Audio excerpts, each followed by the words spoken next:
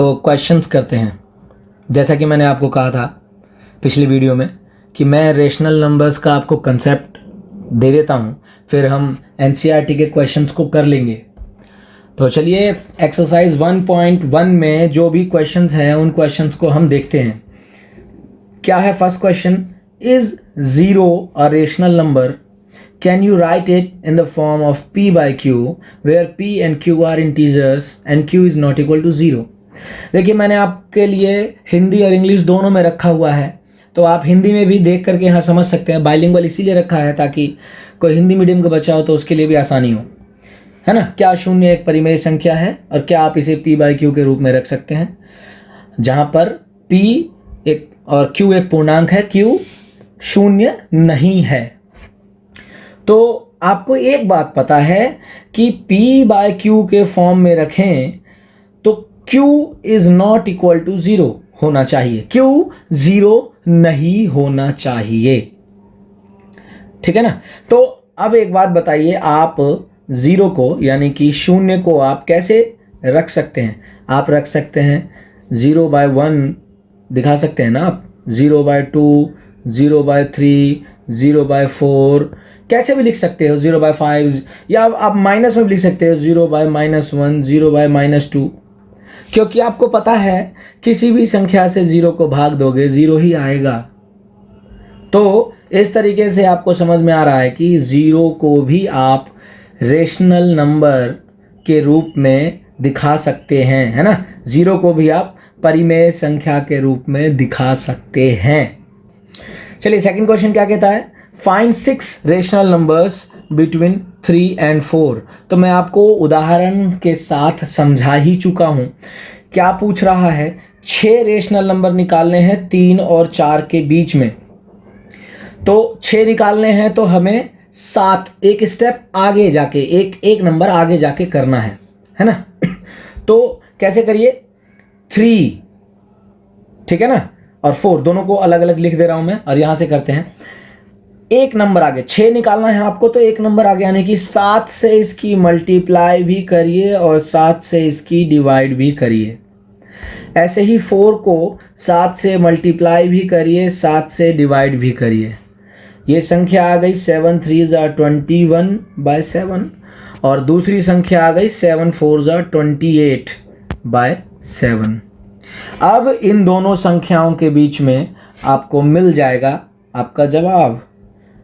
21/7 और 28/7 के बीच में आपके पास है क्या है, 22/7, है ना, 23/7, 23/7, 24/7, 25/7, 26/7, 27/7, है ना।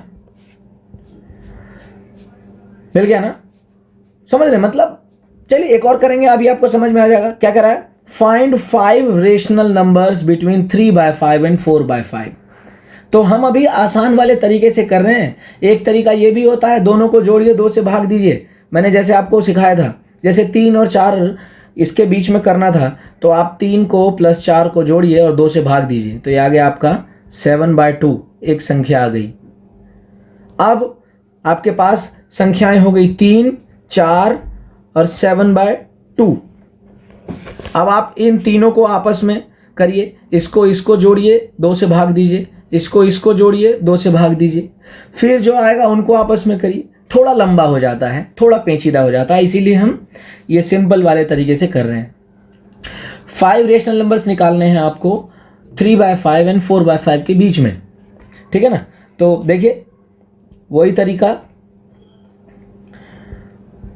5 रेशनल नंबर्स निकालने हैं मतलब एक आगे जाइए, 6 तक सोचिए। तो आप इसको 6 से मल्टीप्लाई भी करिए और 6 से डिवाइड भी करिए, ठीक है ना। तो ये आपका नंबर आ गया 18/30 और ये आ गया 24/30। अब आपके पास 2 संख्याएं हो गई हैं, कितना, 18/30 और 24/30। अब इनके बीच में आपको मिल गया क्या है, 19/30, 20/30, 30, 21/30 है ना, 22/30, 23/30। ये आपको 5 संख्याएं मिल गई है ना। ये तरीका आसान है कि नहीं। अगला क्वेश्चन क्या कहता है, state whether the following statements are true और फॉल्स, मतलब give reason for your answer. Every natural number is a whole number, यानी कि क्या पूछ रहा है, प्रत्येक प्राकृतिक संख्या एक पूर्ण संख्या होती है या नहीं, बताइए। ये तो मैं आपको समझा चुका हूं। अब देखो होल नंबर क्या होते हैं, ये आपको पता होना चाहिए। 0, 1, 2, 3, 4, इस तरीके से जहां तक लेके जाइए आपको होल नंबर मिलेंगे। लेकिन है ना, ये क्या है, ये होल नंबर है।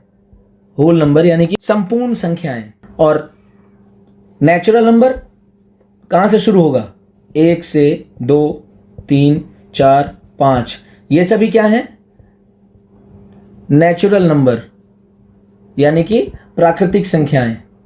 अब बता दीजिए आपका जवाब। प्रत्येक प्राकृतिक संख्या एक पूर्ण संख्या होती है।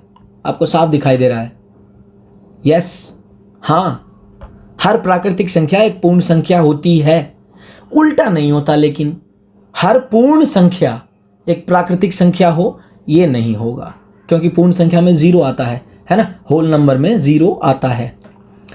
सेकंड क्वेश्चन क्या है, every integer is a whole number. तो अब इंटीजर क्या है, बताइए।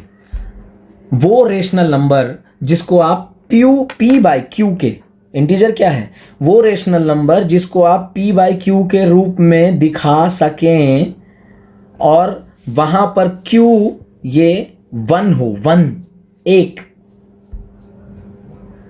समझे। तो अब देखो होल नंबर इंटीजर में आप -1 को भी आप दिखा सकते हो -1/1, है ना, -3 को भी दिखा सकते हो -3/3। लेकिन होल नंबर कहां से शुरू होते हैं, होल नंबर तो 0 से शुरू होते हैं और आगे जाते हैं 0, 1, 2, 3, 4, यानी कि ये बात गलत हो जाएगी। हर इंटीजर एक होल नंबर नहीं होता, क्योंकि इंटीजर पॉजिटिव भी होता है और नेगेटिव भी होता है। ठीक है, नेक्स्ट देखें क्या कहता है, third part, every rational number is a whole number. अब बताइए रेशनल नंबर क्या होते हैं, रेशनल नंबर जो p/q के रूप में आए और q 0 ना हो, है ना। तो भाई होल नंबर तो 0, 1, 2, 3, 4, 5, होल नंबर में तो फ्रैक्शन का कोई मतलब ही नहीं है ना। और रेशनल नंबर फ्रैक्शन में आएगा और q 0 नहीं होगा, q कुछ भी हो सकता है। तो ये बात भी गलत हो जाती है कि हर रेशनल नंबर एक होल नंबर हो, ये गलत है। ठीक है ना। तो ये बड़ी बेसिक से क्वेश्चंस थे। अगर आपको कंसेप्ट क्लियर है तो ये करने में कोई बड़ी बात नहीं है। एक्सरसाइज 1.1 में, एक्सरसाइज 1.2 हम अलग वीडियो में करेंगे, चाहे वीडियो छोटी छोटी ही क्यों ना हो, पर एक वीडियो में हम सारी बात नहीं करेंगे, बड़ा लंबा हो जाता है, पढ़ने में मज़ा कम आता है। तो मिलते हैं आपसे नेक्स्ट एक्सरसाइज के लिए। पहले उसके थोड़े कंसेप्ट करेंगे और फिर उसकी एक्सरसाइज करेंगे। धन्यवाद आप सभी का मेरे साथ जुड़े रहने के लिए। आपके लिए 6 to 12 तक के सभी सब्जेक्ट्स के एक एक कंसेप्ट के लेक्चर्स की सीरीज उपलब्ध करा देंगे। धन्यवाद, जय हिंद, मिलते हैं अगले वीडियो में।